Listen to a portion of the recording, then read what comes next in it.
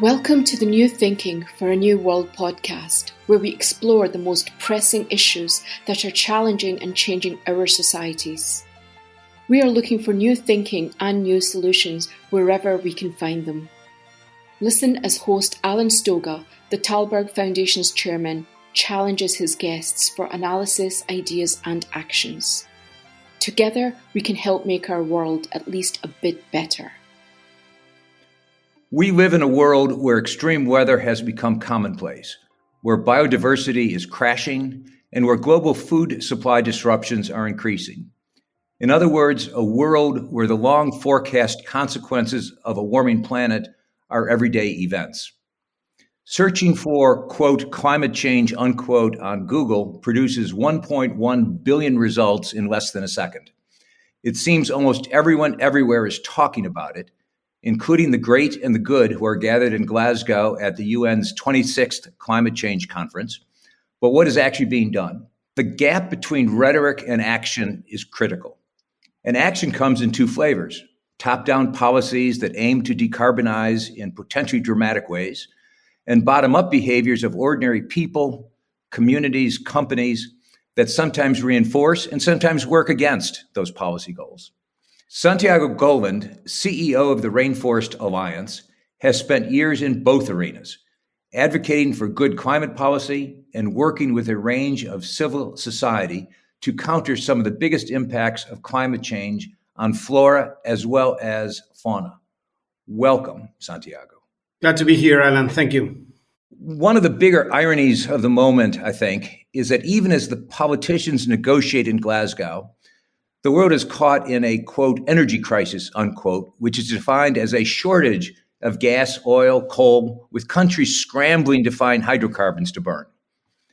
Politicians and voters seem more worried about a potentially cold winter than they are about the reality of a warming planet.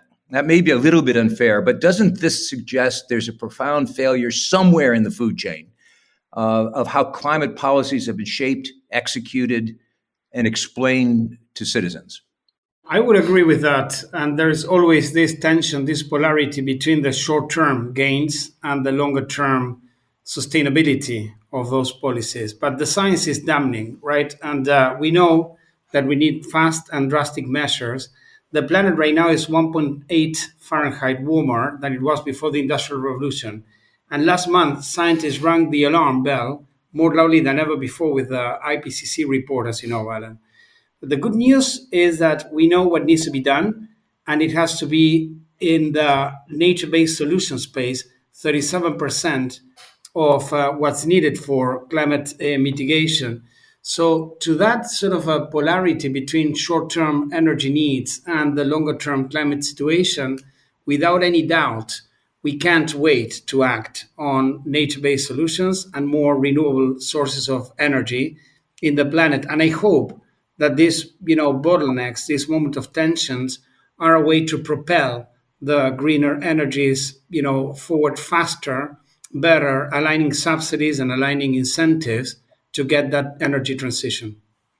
I want to focus on nature-based solutions in a second, but you suggested already that the flag of keeping the warming below 1.5 degrees is sort of a false flag. That is to say that the science is telling us, I think, that the planet has warmed so much already and there's so much carbon in the atmosphere that we will blow past this 1.5, and to where we go is a different issue.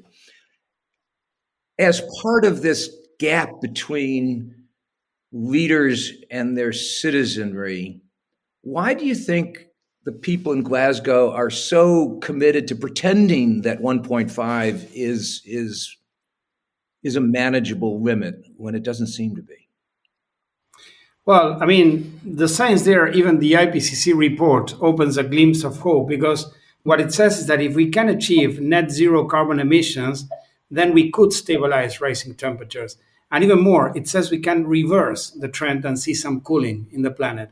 So that means dramatically cutting greenhouse gas emissions by switching to clean technology, clean energy, and stopping deforestation mainly.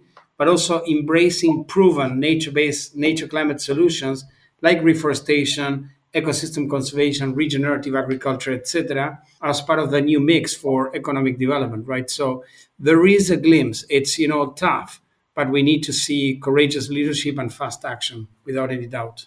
I'm going to push back because I wonder how much of it is leadership and how much of it is followership. That is to say, do people understand what net zero means to their daily lives, to their commuting, to their heating, to their cooling, to where they live, to how they live? I think that, and I'm skeptical. I ask the question in a way that suggests how skeptical I am. Because every time we see prices begin to go up, we see people go to the streets, whether it's in Paris, in Germany, in the UK, in parts of the United States. So are people ready for this change? And if not, how do we get them there? Look, I mean, let me put an example, right? When we were facing the ozone layer crisis, right? That was, produced by CFCs, chlorofluorocarbonates. And the industry, aerosols, etc., decided to shift to butane and propane, which didn't have an impact on the ozone layer. And then the issue was solved. It is, unrealistic to expect that consumer choice will solve all of this, right? Sometimes you need, to drive the key levers of market transformation, which are three mainly. Change the supply. Look at the, electric cars, for example. What do you need to change the markets for transportation? Well, you need the innovation and the supply of electric vehicles. That's point one. You need the rules of the game, the incentives and subsidies, the policies to incentivize that transition. And then you need demand. You need people to choose those cars. But without the three working in tandem, the innovation and the supply, in the case of aerosols, was butane and propane. The demand, people picking the products, and the policies aligning with the transition, you can't really achieve it. So I think it's the three things, Alan. Now let's go back to leadership. Do you think that at the global, national, regional, local levels, we've been seeing the kind of leadership that makes people aware of what's coming at them? I've been surprised at how surprised people are with the onset of extreme weather. You know the science, you follow the science for decades. This is, after all, the 26th COP meeting. We've known for a long time that intense weather was coming at us, all extremes. California literally at the moment is going from extreme drought to and fires to extreme rainfall. From a scientific point of view, that's not a surprise. From a citizenry point of view, obviously it's a surprise because they are surprised. So your three levers are certainly right, but how do you get people not just forced to do things, but actually to do things? It's an unfair question. But it is the $64,000 question, unfortunately. What I see happening right now is that business is starting to realize that they're hitting a wall in terms of resilience of value chains, and that there is no place to go. I mean, food and agriculture is an example, right? That are the key driver of habitat loss, particularly in the tropical forests, right? And so you see, hundreds of companies setting net zero targets and trying to move towards more net positive impacts. There is also the transparency mechanisms, a lot of which, the Rainforest Alliance and other organizations provide with, their standards and certification and communications, that it's difficult, it's hard for companies to keep driving habitat loss without shifting their entire business models. And as you know, in countries where the policy systems are more fragile, and you know those well, an example in Latin America countries, the role of foreign direct investment, the role of big markets is crucial to, to influence the policy environment so that those businesses are more resilient. That's where we are right now. So what I hope to see is more pre-competitive, shared responsibility across value chains that work with civil society and with governments to support local communities in finding sustainable development pathways to hit the triple crisis of the SDGs, climate, and biodiversity. That's what I hope to see more of in this COP and beyond. Let me drill down there because you've worked for years with corporate leaders, not just in Latin America, but worldwide. Some of them are actually doing stuff and some that are just mouthing the words. Is your sense, and you suggested it a moment ago, is your sense that more serious business people are understanding that now they actually have to stop talking and stop acting? Yeah, I think that for businesses right now, the cost of inaction is higher than the cost of action, right? And this has been measured, right? I mean, there is an estimate that says that the cost of inaction and the risk of deforestation alone is estimated at $53.1 billion, while the cost of responding to all risks associated with that is just $6.6 billion. So there is a kind of again, looking at reality in the eye, business leaders now can't kick the can as they could in the past. Remember, there were three big waves in business. First, trying to understand what this was all about, right? Sustainability. And that was a whole compliance and reporting movement. Then many companies began to integrate this agenda into their business models, right? So you saw more sustainable brands or, purpose-driven brands or zero deforestation products, etc. Now they are at a point where they realize that if they don't work together on a shared responsibility, a cross-sector collective action to define enabling environments for sustainable development, they won't be able to sustain their businesses. Then there is a whole question about growth itself. That is a different topic, but I think that right now it's less about, if there is a moral imperative in business leaders, some of which do have that moral imperative, when they look at their kids and their families. But it's like, either you're coming at this from an ethical perspective, from a rational perspective, there's no other way, or from a, fear perspective, you're going to be cornered through, consumer pressure or stakeholder or shareholder pressure, etc. I think the world is conspiring to create the shift. You are now leading the Rainforest Alliance, and obviously rainforests are a critical part of, in a sense, both the problem and the solution. Or the destruction of rainforests is part of the problem. The rebuilding of rainforests is part of the solution. And I've talked to some of my friends in Colombia and Ecuador and Brazil, and they are incredibly pessimistic about where things are at the moment, talking about tipping point, how much of the forest is gone or not gone. How can the rainforests be saved at this point? In the case of the Amazon, which is interesting, Tom Lovejoy, who's a great scientist, has done enormous studies there. There's been a science panel launched. It's being launched now in the COP, right, with 400 scientists globally looking at the tipping point of the Amazon.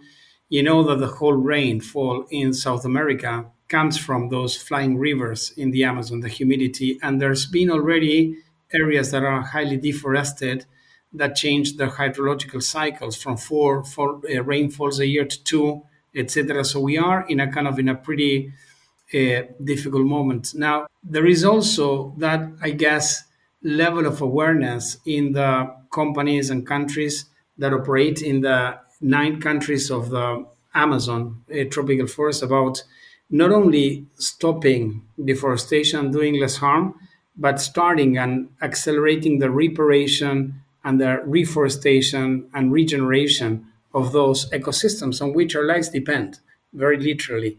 And so one of the things that the Rainforest Alliance, and a CEO of the Rainforest Alliance had just joined in May, I'm honored because Daniel Katz and his colleagues 35 years ago, like Chris Wheely and many others, recognized something pretty visionary, I guess, that you can't really have thriving forests without thriving communities, and that ag systems played a critical role on the climate and biodiversity, and that managing those buffer areas in the tropical forest with the sustainable management of protected areas in sync was essential to the solution.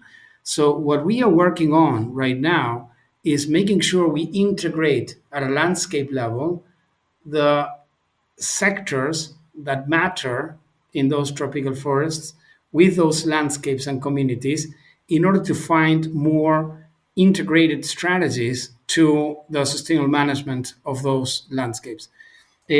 I think there is a ton of capital. We have the institutional frameworks. Array developed all this market-based, locally empowered, context-driven kind of sector protocols, right? I hope we're going to see sort of an acceleration of uptake of these sustainability practices, and hopefully that creates a new wave of change for the world. But nobody has the answer. I think, by default, need to be optimistic and double down our efforts. This is the generation we were born in. We didn't pick it, but it's an imperative that we respond to it with everything we've got, right? And so that's the task. What do climate change and jazz greats John Patitucci, Terry Lynn Carrington, and Joe Lovano have in common? Tellberg's Jazz for the Planet. Listen and watch them perform new music about the climate and about climate action at jazzfortheplanet.org. Let me be rude and ask the precise question about tipping point. And I don't care whether it's 18 or 19 or 20%. Do you think, based on your understanding of the science, that the tipping point can be avoided? First question. And the second question is going to be, do you think, based on your reading of the politics, and that I don't just mean elected politics, but broad politics, that if A is possible, that B will in fact kick in substantially enough to prevent it? Yeah. So the science that have been looking at this are saying three things really. Stopping deforestation, which is already high, still high, but starting the reforestation, and that means natural regeneration. It's not just planting trees only, but it's the whole sort of suite of conservation strategies, from agroforestry to reforestation, regeneration, etc., is needed. So we can't just look at doing less harm. We are at a point where we need to accelerate the restoration. So that's point one, right? Point two is there is a green finance gap in natural climate solutions, right? That has been estimated by the Paulson Institute, Cornell University, and the Nature Conservancy, a big study last year that quantifies the gap that is needed in investment to really accelerate those nature-based solutions. We hope that at the COP this week, we're going to see action and commitments at a policy level and funding level to get that done, right? And then in terms of the orchestration of the politics and the incentives, I hope we see better coordination between the private sector, civil society, and governments to accelerate execution. Because right now, the issue is not an issue of why we need to do this or what it is that we need to do. It's an issue of how fast can we do it. And the failure in the sector is a failure of execution. So my focus with Rainforest Alliance, and this is why boots on the ground, the respect for local capacity, the acknowledgement of indigenous communities' rights, etc., is so crucial, is the only way you can really accelerate implementation is by supporting those guardians of the tropical forests that know how to do it and that are there living it in, day out, right? So that bottom-up approach is going to be critical to execute faster in those key buffer areas and tropical forests. Science and what's known of the forest by those who've long lived in the forest can perhaps give us new directions in which to go. Is that what you're trying to do? Yes. The the reality here is people are part of nature, and people and nature need to thrive in harmony together. That wisdom exists for thousands of years, in those communities, and those particularly indigenous communities. What doesn't work is a top-down, sort of almost colonialistic approach. This is what you need to do. I think that the North, in a way, needs to listen deeper to that wisdom and begin to internalize the value of culture, the value of science and wisdom in terms of how to live in harmony together with nature. So, but ultimately, without those local communities owning and being empowered and supported to drive this transition, I don't see there is a way forward. So, again, from a moral and ethical perspective, right, that deep listening is at the DNA of the Rainforest Alliance, and that's what makes me proud, quite frankly, to be able to lead this organization. It's always been like that. Human rights, livelihoods are at the center of the Rainforest Alliance approach. And then from a practical perspective, you know this, Alan, very well. Look at the Mayan forest in the Yucatan Peninsula, etc., with thousands of years of culture and the ejidos, and people working there. It's unimaginable to look at a solution without putting at the center of those solutions those community leaders. But that blend is rare, unfortunately, because too often science ignores it. And this notion now that you're talking about and others are talking about of scientists saying we've got to understand because they know something about these forests that we're not really capturing in our experiments, and we can learn from them. That is, it's not a new approach, but it strikes me as you just said, a necessary approach. The analogous piece to that, and the last note on my notes, I wrote in large words, democracy. The real test of everything we're talking about is whether it can be filtered through a democratic process that engages people, citizens, civil society in actually, to quote Spike Lee, doing the right thing. Or are we reliant on a Orwellian top-down, you will do the right thing, which we know won't work. We saw it, yellow vests, I mentioned them already. That tension between scientists telling us you got to do this and you got to do it now, and citizens saying, I'm living my life, help me live my life. How do we bridge that in the time frame we have? Because all of this, much better than I, is incredibly urgent. That's another thing that I admire about the Rainforest Alliance and the reason why I joined, which is, I remember when I was working at Unilever in London, and we were looking at the tea sector and issues on the supply chain and opportunities as well. The ability to join supply and demand, which at the end of the day means the ability to join sustainable agriculture practices, technical assistance, capacity building, knowledge, etc., with a simplified citizen mobilization mechanism for conscious choice, right? Which at the end of the day is like a vote. When you pick a product that is certified and is sustainable, you're voting for one kind of, in a way, vision of the world you want, right? And so what I feel is that the sustainability movement has yet to do two things better. First, amplify the voice of that wisdom that we were just discussing of local communities. Listen deep and amplify in the advocacy conversations and the consumer conversations, right? Bring people closer together. The grower and the consumer, bring them back together, right? Because we are one. That, old lady in a farm in the tropical forest could be my mother or my grandmother. That little kid, could be my daughter. We are, connected to nature and connected to each other. So how do we amplify that voice? And how do we provide, going back full circle to your first point, Alan, easier mechanisms for people to vote through their purchasing choices and through the election of government officials or through what they support, right?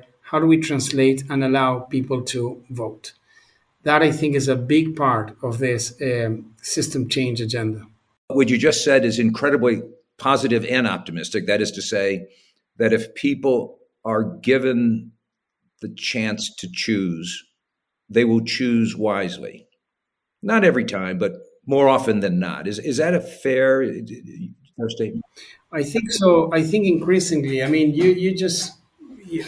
just look at how the new generations are thinking. The conversations when we were kids, yeah, we didn't have any conversations at school or anywhere around climate change or sustainability, etc. This is becoming more mainstream. But of course, like people when they're buying, particularly, when you have the poverty levels that we have in the world today, poverty at the supply side on the farmer communities, and poverty at the demand side, people that don't have the means to buy or the luxury to choose. They just need to buy whatever's the cheapest thing they can find to bring food to the table. So you can't underwrite change on consumer choice, but you need to count it in. That's my point. And you need to align incentives and subsidies to support this transition versus the high carbon economies, right? And make it easier for people to choose those products and brands that are sustainable.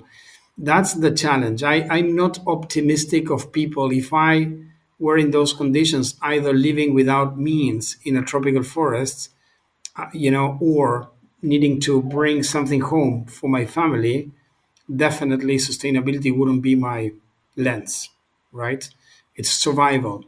But that's why the things are complex and they're intertwined.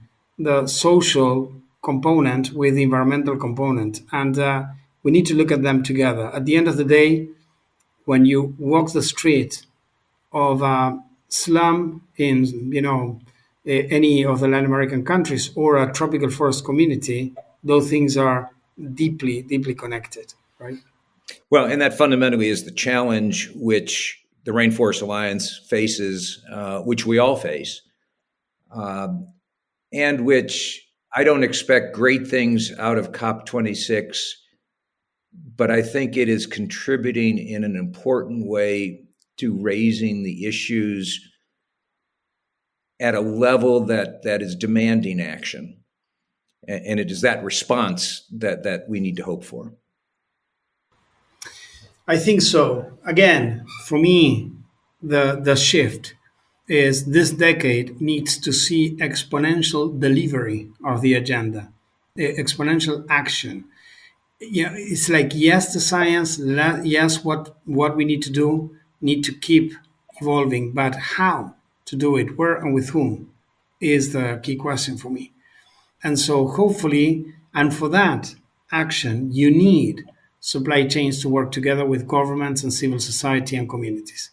And so that's the challenge. Can we sort of move beyond our inclination for silver bullets and, easy wins and cutting corners and, connect and do the difficult collaboration work that is required to get sustainable impact on the ground? Can we do that? And how can civil society step up as well as that objective broker of cross-sectoral collaboration? That's a big part of our agenda at Array. How can we bring together key partners? And that's why the alliance part of the founding vision of Array is so important, because without that collaboration, without avoiding duplication, competition, fragmentation, incrementality of the efforts, and beginning to look at real integrated system change strategies, it's difficult, right? The good news is a lot of people are thinking this way, so CEOs of different NGOs, multilaterals, governments, people in companies. Remember, when I was at Unilever in the decade of the 2000s, right? The sustainability team we were like, I don't know, 6 people. And we were the leading company in the Dow Jones Index. I used to manage the report. When I left in 2011, the team was 30 to 40 people, right? So, and when you look at today, the teams you have in companies, so a lot of NGO people there, a lot of government people, companies are really looking at sustainability as a core component of the corporate strategy. And shareholders are demanding this as well, right? So I think there is change, and I think look, with COVID, I thought, okay, this agenda will vanish. The opposite happened, right? I mean, we've seen an acceleration of the sustainability agenda in spite of such a big social kind of trauma, right? So that's a terrific point to end on, because COVID certainly demonstrated our inability to collaborate at a global level. But the reality on the ground of the warming planet doesn't accept that as an answer. And what you've just described and what Rainforest Alliance is doing is, yes, it's unique. We've never done it this way before, but we've also never had a problem like this before. So maybe we will rise to the challenge of this next decade, as you suggested. So thank you very much, Santiago, for this conversation and for the work that you do. Thank you, Alan. Thanks so much for having me. Thank you for joining us. Please rate our show on Apple Podcast and subscribe. Meanwhile, you can find us on Facebook, Twitter, and Instagram.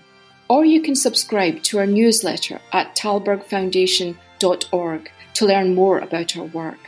That's TALLBERG foundation.org.